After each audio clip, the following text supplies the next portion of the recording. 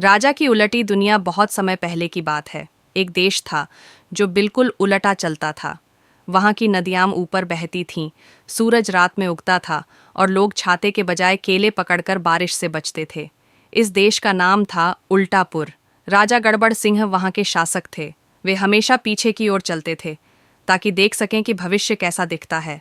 उनके मंत्री धोखा प्रसाद इतने ईमानदार थे कि कभी झूठ नहीं बोलते थे, सिवाय उन दिनों के जब वे झूठ ही नहीं बोलते थे।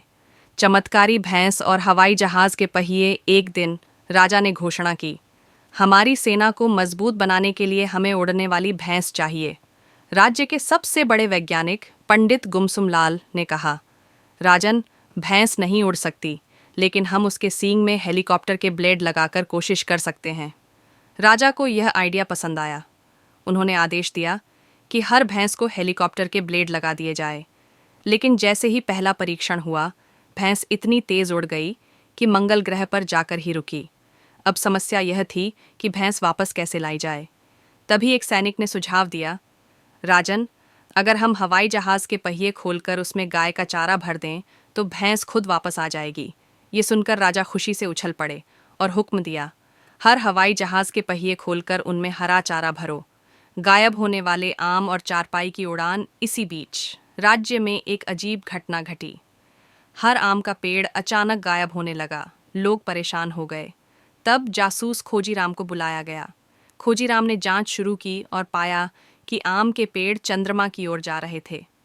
राजा ने तुरंत आदेश दिया, हमारी चारपाइयों को मिसाइल बनाकर अंतरिक्ष में भेजो और उन पेड़ों को वापस लाओ।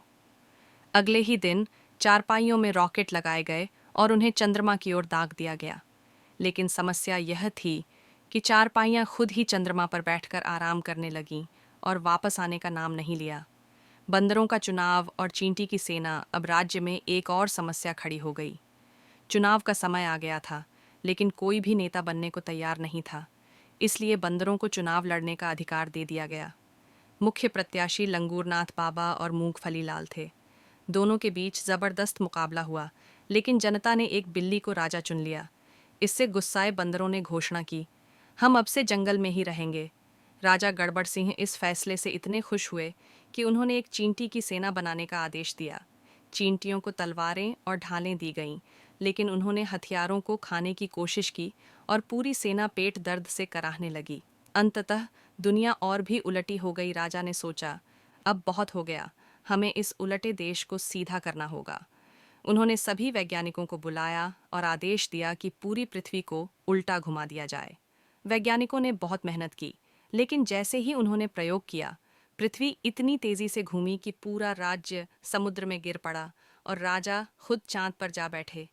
अब राजा गड़बड़ सिंह चांद से राज चलाने लगे और वहां की मिट्टी को देखकर बोले, अब से यह देश चंद्रपुर कहलाएगा।